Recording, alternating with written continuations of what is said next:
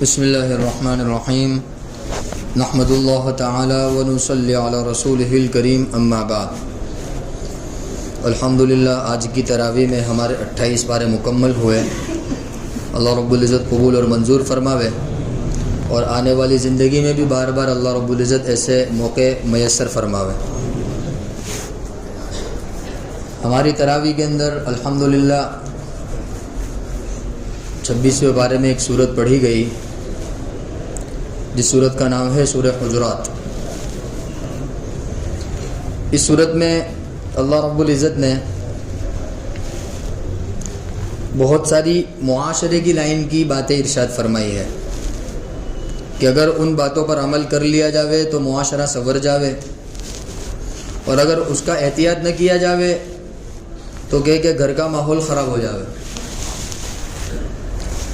بہت سارے ایسے باریک باریک احکامات اللہ رب العزت نے اس صورت میں نازل فرمائے ہیں کہ عام طور پر اس کی طرف لوگ توجہ نہیں دیتے ہیں، لیکن چونکہ اللہ کے نبی حضرت محمد صلی اللہ علیہ وسلم آخری نبی ہیں، آپ صلی اللہ علیہ وسلم کے بعد کوئی نبی آنے والے نہیں ہے، اور دین کو بھی مکمل کرنا ہے، کسی بھی چیز کو نہیں چھوڑنا ہے، لہذا ہر باریک سے باریک چیز کو قرآن پاک کے اندر اللہ رب العزت نے ارشاد فرما دیا ہے۔ بس اس چیز کو کوئی سمجھنے والا ہونا چاہیے اور سمجھ کر اس کے مطابق عمل کرنے والا ہونا چاہیے۔ اس صورت کا پس منظر یہ ہے، شان نزول یہ ہے، چونکہ زندگی کے آداب میں سے بہت بڑا ادب یہ بھی ہے کہ زبان کا صحیح استعمال ہو، اور صحیح استعمال کے ساتھ ساتھ گفتگو کا انداز نرالا ہونا چاہیے، گفتگو کا انداز بے تکا نہیں ہونا چاہیے، اور آواز کیسی رہنی چاہیے؟ عام طور پر پست آواز رہنی چاہیے، بہت زیادہ بلند آواز یہ اللہ رب العزت کو پسند نہیں ہے۔ ایسا ہی ایک واقعہ اللہ کے نبی صلی اللہ علیہ وسلم کے زمانے میں پیش آیا کہ اللہ کے نبی صلی اللہ علیہ وسلم کی خدمت میں حضرت ابو بکر صدیق رضی اللہ تعالیٰ عنہ اور حضرت عمر فاروق رضی اللہ تعالیٰ عنہ اور دیگر صحابہ کرام بھی موجود تھے، اور کسی بات پر مشورہ چل رہا تھا۔ مشورے کے درمیان حضرت ابو بکر صدیق رضی اللہ تعالیٰ عنہ کی رائے الگ تھی، حضرت عمر فاروق رضی اللہ تعالیٰ عنہ کی رائے الگ تھی۔ اس سلسلے میں ان دونوں کے درمیان تھوڑا سا اختلاف ہوا، جس میں ان کی آواز تھوڑی سی بلند ہو گئی، حالانکہ اللہ کے نبی صلی اللہ علیہ وسلم بھی مجلس کے اندر موجود ہے، اور یہ دونوں بھی کوئی چھوٹے موٹے لوگ نہیں ہیں، بہت بڑے لوگ ہیں۔ حضرت ابو بکر صدیق رضی اللہ تعالیٰ عنہ رشتے میں اللہ کے نبی صلی اللہ علیہ وسلم کے خسر صاحب لگتے ہیں، اللہ کے نبی داماد ہیں ان کے۔ ایسے ہی حضرت عمر فاروق رضی اللہ تعالیٰ عنہ، وہ بھی اللہ کے نبی صلی اللہ علیہ وسلم کے رشتے میں کیا لگتے ہیں؟ خسر صاحب لگتے ہیں، ان کی بھی بیٹی اللہ کے نبی صلی اللہ علیہ وسلم کے نکاح میں حضرت عائشہ صدیقہ رضی اللہ تعالیٰ عنہ حضرت ابو بکر صدیق رضی اللہ تعالیٰ عنہ کی بیٹی ہیں، اور حضرت حفصہ رضی اللہ تعالیٰ عنہ وہ حضرت عمر فاروق رضی اللہ تعالیٰ عنہ کی بیٹی ہے۔ تو دونوں گویا کہ اللہ کے نبی صلی اللہ علیہ وسلم کے رشتے میں کون ہے کہ خسر صاحب ہے، وہ دونوں اللہ کے نبی صلی اللہ علیہ وسلم کی مجلس میں بیٹھے ہیں، اور ان کے درمیان گفتگو ہوئی اور کسی بات پر اختلاف ہوا، جس میں کیا ہو گیا کہ تھوڑی سی ان کی آواز بلند ہو گئی، حالانکہ ان کا مقصد اللہ کے نبی صلی اللہ علیہ وسلم کی شان میں گستاخی کرنا نہیں تھا، نعوذ باللہ، وہ تو کہیں زیادہ اللہ کے نبی صلی اللہ علیہ وسلم سے محبت کرنے والے لوگ تھے۔ حضرت ابو بکر صدیق رضی اللہ عنہ کی محبت تو اللہ رب العزت نے اس کی گواہی دی ہے، قرآن پاک میں آیات نازل فرمائی ہے، وصدق، تصدیق کرنے والا، صدیق اکبر، بہت اونچے رتبے والے۔ لیکن چونکہ اس واقعے کے ذریعے پوری امت کو ایک سبق دینا مقصود تھا، ایک میسیج دینا مقصود تھا، اس لیے اللہ رب العزت نے سورت نازل فرمائی، اور گویا کہ یہ واقعہ کیا بن گیا؟ اس کا ایک حصہ بن گیا۔ ہاں، اللہ رب العزت نے فوراً آیات نازل فرمائی کہ یا ایھا الذین آمنوا، اے ایمان والو، لا ترفعوا اصواتکم، اپنی آوازوں کو بلند مت کرو، فوق صوت النبی، اللہ کے نبی صلی اللہ علیہ وسلم کی آواز کے مقابلے میں۔ یہ گرچہ اس واقعے کی طرف اشارہ تھا، لیکن حقیقت میں یہ حکم آج کے لیے بھی ہے، لہذا جو لوگ مدینہ المنورہ کی زیارت کے لیے جاتے ہوں گے یا گئے ہوں گے، انہوں نے دیکھا ہوگا کہ اللہ کے نبی صلی اللہ علیہ وسلم کا روضہ ہے، اور روضہ مبارکہ کی دیوار پر یہ آیت کریمہ لکھی ہوئی ہے کہ یا ایھا الذین آمنوا، اے ایمان والو، لا ترفعوا اصواتکم، اپنی آوازوں کو بلند مت کرو، فوق صوت النبی، اللہ کے نبی صلی اللہ علیہ وسلم کی موجودگی میں، اللہ کے نبی صلی اللہ علیہ وسلم کی مجلس میں، اللہ کے نبی صلی اللہ علیہ وسلم کی آواز کے مقابلے میں. تو گویا کہ یہ ادب بتلایا. اور یہیں سے ایک ادب یہ بھی نکلتا ہے کہ اگر ہم کسی بڑے کی مجلس میں موجود ہو، چاہے وہ ہماری عمر میں بڑے ہو یا ہمارے علم میں بڑے ہو یا ہمارے رتبے میں بڑے ہو، تو ہمیں چاہیے کہ ہم ان کی موجودگی میں کیسی آواز رکھیں؟ گفتگو میں پست آواز رکھیں. ایسے ہی مسجد کے اندر بھی آواز کیسی رکھنی چاہیے؟ پست آواز. اللہ رب آگے ارشاد فرماتے ہیں، ایک حدیث حضرت علی رضی اللہ عنہ ارشاد فرماتے ہیں کہ اللہ کے نبی صلی اللہ علیہ وسلم کبھی بھی زور سے گفتگو نہیں فرماتے. اور ہم تو جب تک زور سے نہ بولے وہاں تک ہم کو نہ ہی بات سمجھ میں آتی ہے، نہ سمجھانے کی سمجھ میں آتی ہے. تو فرمایا کہ گفتگو کیسی ہونی چاہیے؟ آہستہ والی گفتگو ہونی چاہیے، بہت زیادہ بلند آواز والی گفتگو نہیں ہونی چاہیے. خاص کر ایسے موقع پر جب ہمارے سامنے کوئی بڑے موجود ہو، کوئی بڑے عالم صاحب موجود ہو یا کوئی بڑے اللہ والے موجود ہو، یا یہ ہے کہ ہمارے والد صاحب موجود ہو، ہماری عمر میں بڑے ہو، تو ہمیں ان کا کیا کرنا چاہیے؟ ادب اور لحاظ رکھنا چاہیے. اللہ رب العزت نے ایک ادب تو یہ بتایا. دوسرا، لا تجهروا له بالقول كجهر بعضكم لبعض ان تحبط اعمالكم وانتم لا تشعرون. اور جس طرح تم دوسروں سے گفتگو کرتے ہو ایسا ہی انداز ان کے ساتھ بھی گفتگو کا اختیار مت کرو. جیسے دوستوں کے آپس میں گفتگو ہوتی ہے نا، ہاں، تو وہ گفتگو کا انداز اب بڑوں کے ساتھ اختیار نہیں کیا جائے گا. ایسے ہی صحابہ کرام سے کہا گیا کہ جیسا تم آپس میں گفتگو کرتے ہو ایسا انداز اللہ کے نبی صلی اللہ علیہ وسلم کے ساتھ اختیار نہیں کیا جائے گا، ورنہ تو کیا ہوگا کہ اعمال ضائع ہو جائیں گے. ان تحبط اعمالکم وانتم لا تشعرون، کہ تمہارے اعمال ضائع ہو جائیں گے اور تمہیں پتہ بھی نہیں چلے گا. لہذا اسی آیت کریمہ کی ضمن میں لکھا ہے کہ اگر اللہ رب العزت کسی کو توفیق دے وے اور آقا کے روزے پر حاضری ہو تو بہت خاموشی کے ساتھ رہنا چاہیے. زیارت کے لیے وہاں پہنچے، سلام کے لیے جب وہاں پہنچے تو دھکا مکی کرنا، زور سے شور و شغف کرنا، کہ یہ سب اس کے اندر داخل ہے کہ اس سے کیا ہو جاتے ہیں؟ نیکی برباد، گناہ لازم ہو جاتا ہے. کیا ہو جاتا ہے؟ نیکی برباد. حاصل کرنے کیا گئے تھے؟ نیکی حاصل کرنے گئے تھے، لیکن نیکی تو کیا ہو گئی؟ زور سی گفتگو کرنے کی وجہ سے یا دھکا مکی کرنے کی وجہ سے نیکی تو برباد ہو گئی. اور کیا لازم آ گیا؟ کہ گناہ لازم آ گیا. کہاوت ہے نا کہ نیکی برباد گناہ لازم. نیکی کرنے گئے تھے، اچھا کرنے گئے تھے، لیکن کیا ہو گیا کہ برا ہو گیا. اس لیے اس آیت کریمہ کے ضمن کے اندر یہ بھی بات لکھی ہوئی ہے کہ بسا اوقات کیا ہوتا ہے ریاض الجنہ میں جو لوگ وہاں حاضری دیتے ہیں، اللہ رب العزت ہمیں بھی موقع میسر فرماوے ہم بھی آقا صلی اللہ علیہ وسلم کے روزے پر حاضر ہو کر ادب کے ساتھ سلام عرض کریں. تو آقا صلی اللہ علیہ وسلم کے روزے کے پاس ایک حصہ ہے جس کو ریاض الجنہ کہتے ہیں، یعنی جنت کا ایک ٹکڑا ہے وہ حصہ. تو وہاں پر عبادت کا موقع مل جاتا ہے. ہاں بس تھوڑا سا پہلے چلے جاؤ، آپ اس کا کچھ وقت ہوتا ہے، آپ پہنچ گئے. تو اب وہاں پر بھی بسا اوقات کیا ہوتا ہے کہ آپ عبادت کر رہے ہیں، کوئی آ گیا، اس وقت خاموش رہنا ہے، آواز نہیں کرنی ہے.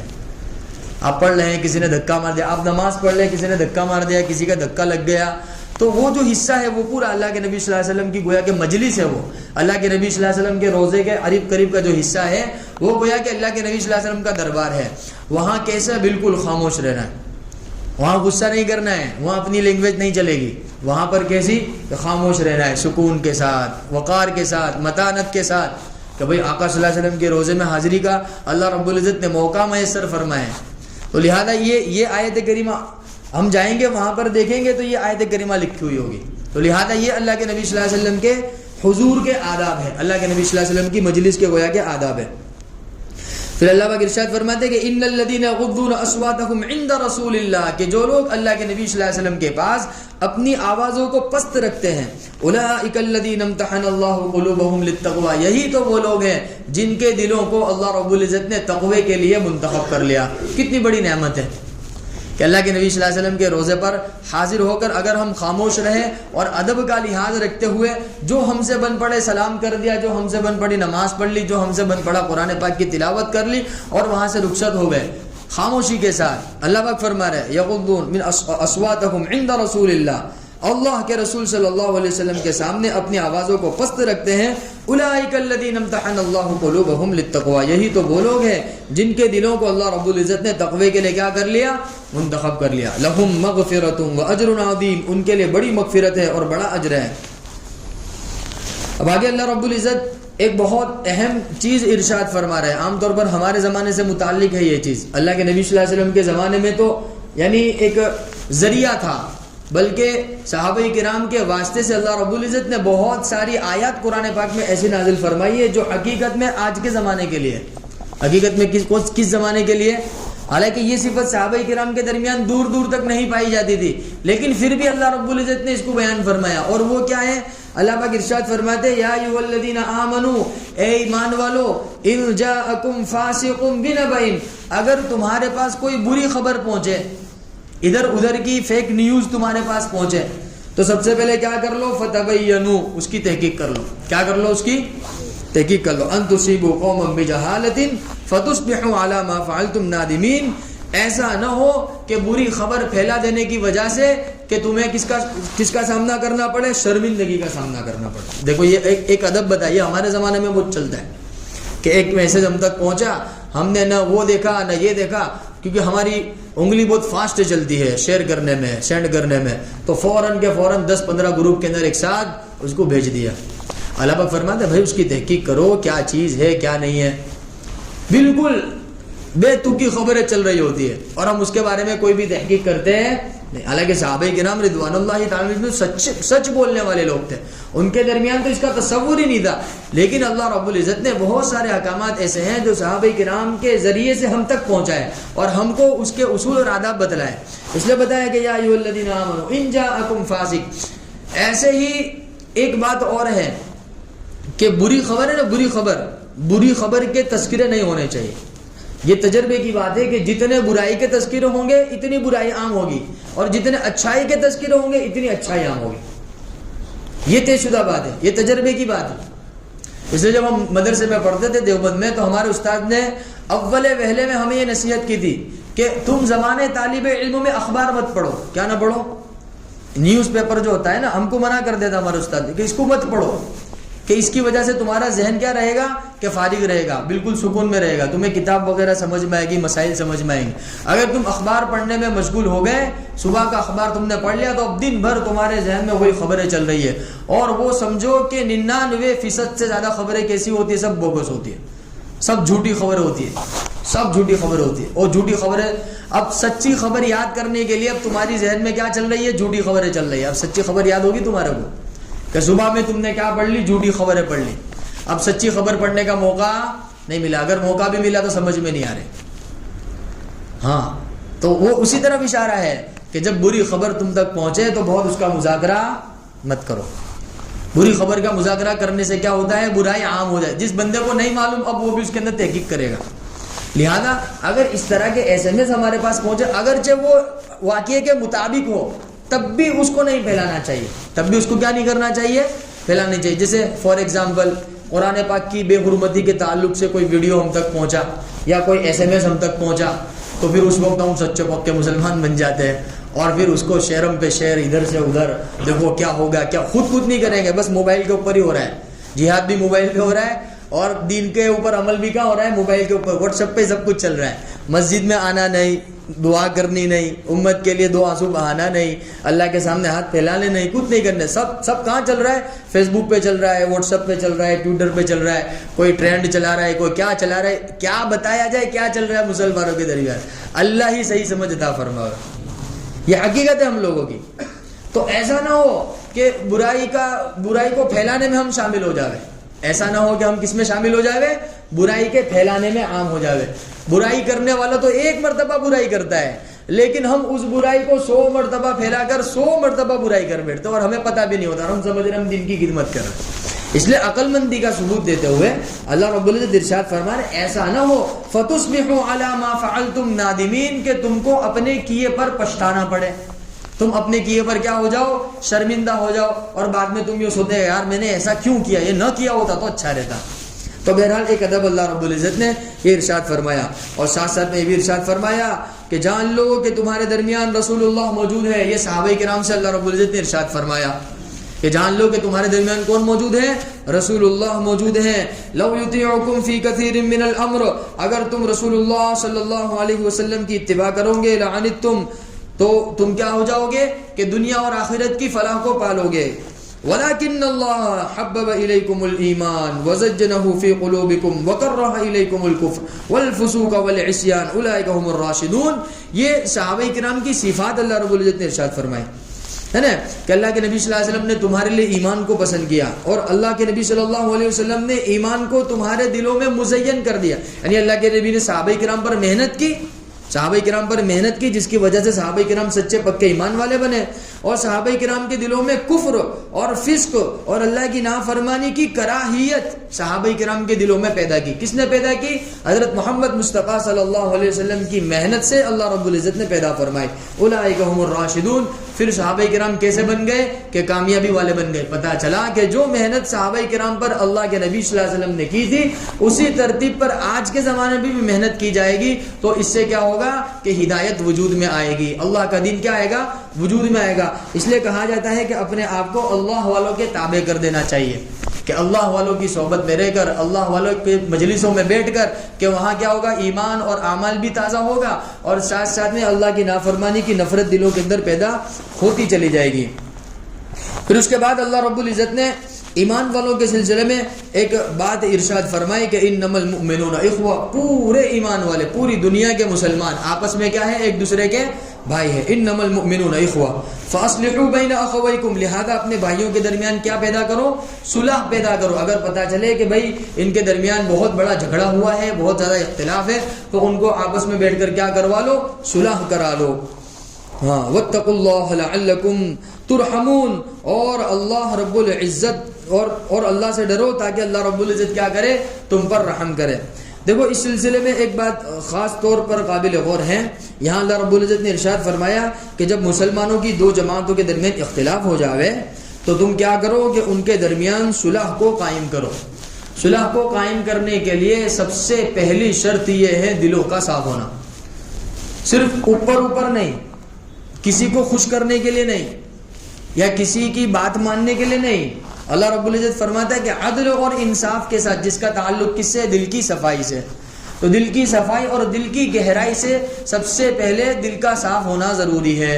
دل صاف ہو پھر کیا ہو کہ صلح پر آمدہ ہو, پھر صلح کی جائے. پھر وہ جو صلح ہوگی نا تو پھر انشاءاللہ تعالی اس کے بعد پھر اختلاف نہیں ہوگا, یا اگر اختلاف بھی ہوگا نا تو پھر پرانی باتیں نہیں آئے گی. پھر اب ہماری صلح تو کیسی ہوتی ہے؟